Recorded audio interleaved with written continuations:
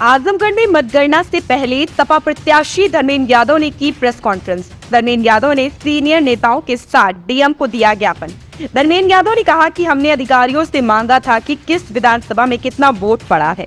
आज 3 तारीख हो गई है, लेकिन अभी तक नहीं मिला डाटा।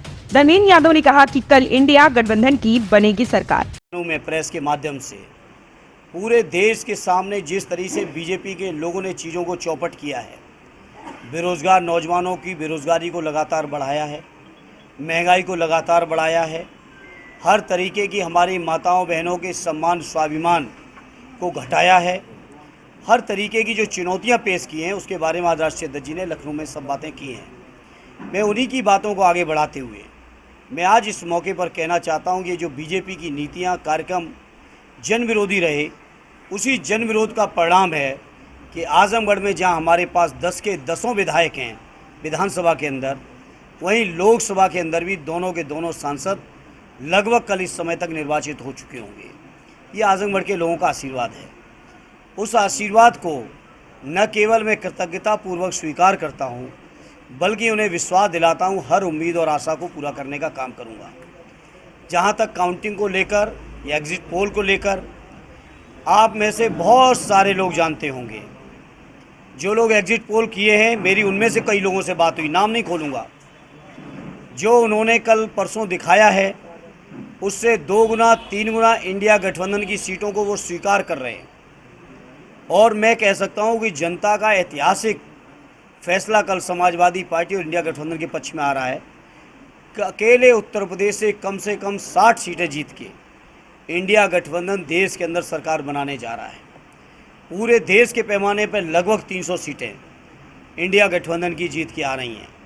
और जब इंडिया गठबंधन की सरकार बनेगी तो जो हम लोगों ने वादे किए हैं, नौजवानों को रोज़गार देने के, अपनी गरीब माताओं बहनों को पेंशन देने के, अपनी जातिगत जनगणना कराने के, आरक्षण को बचाने के, सरकारी कर्मचारियों की पेंशन पुरानी पेंशन बहाल कराने के, जो संविदा कर्मियों के नियमितीकरण करने के जो वादे किए हैं, उन वादों को हम लोग अक्षरशः पालन करने का और पूरा करने का काम करेंगे। साथियों की तैयारी है, हमारे एजेंट लोग हैं, पुराने अनुभवी लोग हैं, ट्रेंड लोग हैं।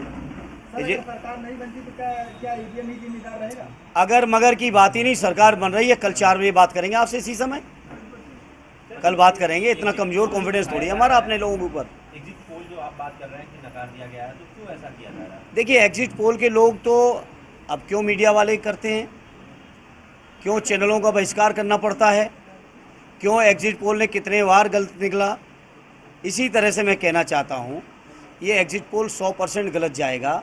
ये जो हमारे जनता का पोल है, जो एग्जिट पोल है, वो पोल कल आ जाएगा सामने। एग्जिट पोल में आपको जीता हुआ प्रत्याशी भी दिखाया जा रहा है? नहीं, केवल मेरे जीतने का सवाल नहीं है, और न हम इतने छोटे मन के हैं कि हम जीत रहे हैं तो हम बाकी सारी चीज़ों से संतुष्ट हो जाएं। हम तो जीत रहे हैं तो उसमें किसी एग्जिट पोल का एहसान नहीं है, वो आजमगढ़ के जनमानस का योगदान है, उनका एहसान है, उनके प्रति कृतज्ञ रहूँगा। अच्छा, आज इन्हीं चीज़ों को लेकर हम लोगों ने मीडिया के बीच में आए हैं, और मैं अपील करूंगा आप सबके माध्यम से एडमिनिस्ट्रेशन के लोगों से कि निष्पक्ष मतगणना हो, किसी तरह की कोई व्यवधान ना हो। जो चुनाव आयोग की गाइडलाइन है या जो मान्यताएं हैं, जो नियम हैं, रूल हैं, उनका अनुपालन हो। ये मैं आपके माध्यम से डिस्ट्रिक्ट एडमिनिस्ट्रेशन और इलेक्शन कमीशन से अपील करूँगा। जनरली ये एक सवाल हो रहा है कि जो बैलेट पेपर को लेके बात है कि शुरुआती दौर में उसको लेकर होता था, आपकी बार चुनाव आयोग ने भी ये बातें स्वीकार की हैं, तो आप उससे कितना सहमत हैं और आप उसको किस तरह से नज़र रखेंगे? नज़र तो हम बहुत रखें इस बार। नज़र इसलिए रखें क्योंकि व्यवस्था पर विश्वास नहीं रहा। आप सोचिए, पिछले विधानसभा के चुनाव में आदरणीय राष्ट्रीय अध्यक्ष जी के आह्वान पर जब समाजवादी कार्यकर्ता निकले ईवीएम की सुरक्षा को लेकर, तो उत्तर प्रदेश के 75 में से 32 जिलों में नियमितता पाई गई, केवल 36 घंटे के अंदर 32 जिलों में, जिसमें आजमगढ़ भी शामिल है।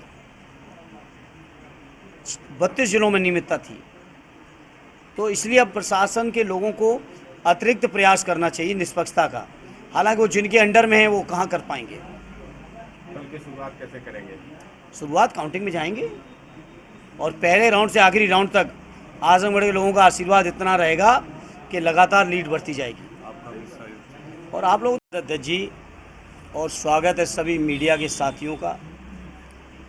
आजमगढ़ के हमारे सभी सीनियर लीडर्स एमएलएज की मौजूदगी में, जैसा कि अध्यक्ष जी ने बताया, राष्ट्रीय अध्यक्ष जी और पार्टी के निर्देश पर आज सभी प्रदेश के हर जिले में प्रेस कॉन्फ्रेंस का आयोजन किया गया है। और मैं समझता हूँ इस प्रेस कॉन्फ्रेंस के माध्यम से, जहां मैं आज इस मौके पर अपने आजमगढ़ के सभी मतदाताओं का हृदय से धन्यवाद देता हूं, आभार व्यक्त करता हूं। बहुत विपरीत परिस्थितियों में, बहुत विपरीत मौसम में, बहुत विपरीत राजनीतिक तिकड़मों के बीच आजमगढ़ के लोगों ने जो मतदान किया है वो ऐतिहासिक मतदान है। और उस ऐतिहासिक मतदान का ऐतिहासिक परिणाम कल लगभग इसी समय तक हम आप सभी न केवल सुनेंगे, बल्कि आजमगढ़ के लोगों ने जो समर्थन दिया है, इस समर्थन की बुनियाद पे हम कह सकते हैं कल लगभग इसी समय देश के अंदर एक नई सरकार का गठन होगा, जो सरकार इंडिया गठबंधन की होगी। और आजमगढ़ के लोगों का एक बहुत बड़ा योगदान उसमें होने जा रहा है। उसके लिए मैं सभी आजमगढ़ वासियों को बहुत बहुत धन्यवाद देता हूँ। हम लोग कभी न कमज़ोर पड़े न पड़ेंगे। और आजमगढ़ में पिछली बार भी बहुत बड़ा तूफ़ान आया था ईवीएम के मुद्दे पर।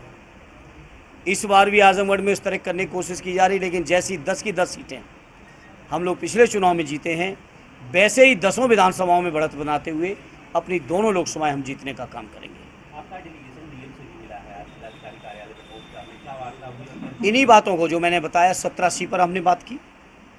मैं उपलब्ध नहीं था, मैं कहीं व्यस्त था, बाकी पार्टी के पूरे सभी जिम्मेदार लोग थे। 17C पर भी बात की, उसका भी कोई स्थायी जवाब नहीं जिलाधिकारी महोदय ने दिया।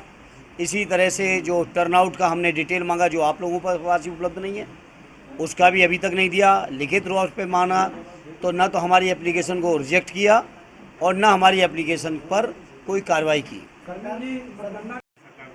बिल्कुल बनेगी।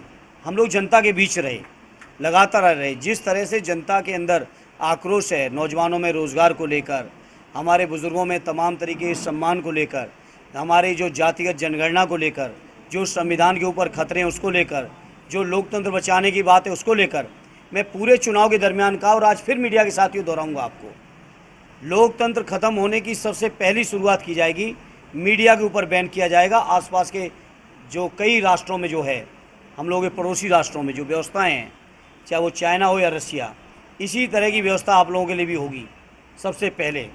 क्योंकि मीडिया के ऊपर, सोशल मीडिया के ऊपर ही सच्चाई है न दिखा पाएँ, इस बात का सबसे पहले प्रतिबंध लगाने की कोशिश होगी। लेकिन जनता जाग चुकी थी, जनता ने लोकतंत्र बचा लिया है। बहुत सारी चीज़ें जो है एक उम्मीदवार के तौर पर या राजनीतिक दल के तौर पर जो हम लोगों को अधिकार प्राप्त हैं, वो अधिकार देने से लगातार वंचित किया जा रहा है।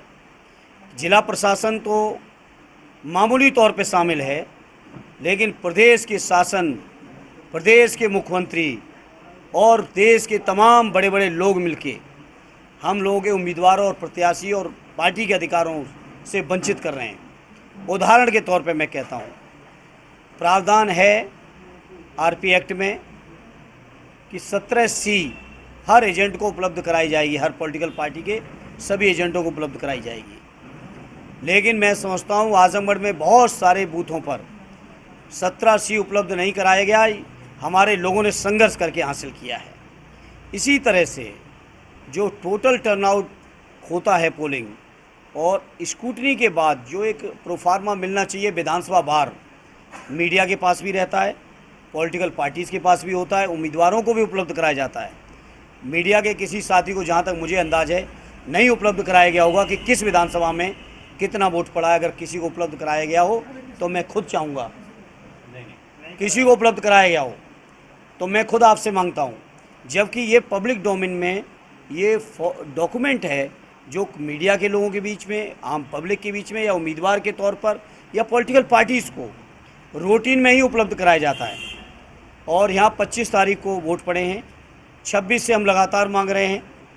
27 तारीख को हमारे इलेक्शन एजेंट राज बहादुर जी ने लिखित तौर पे मांगा है, लेकिन आज जब काउंटिंग 3 तारीख है हो गई है, कल काउंटिंग होने जा रही है, अभी तक उपलब्ध नहीं कराया है। कहीं ना कहीं से वोटों को छुपाने का षड्यंत्र, या किसी भी साथी को पता चला हो तो बताइए। और जब बात करो, लिखित पे जवाब नहीं देते हैं। ओरल क्या कहते हैं कि हमने वोट परसेंटेज बता दी है, उस वोट परसेंटेज से आप निकालिए, या मीडिया के किसी साथी हो तो मुझे दे दो। है किसी पे? नहीं है किसी पे। ये तरह के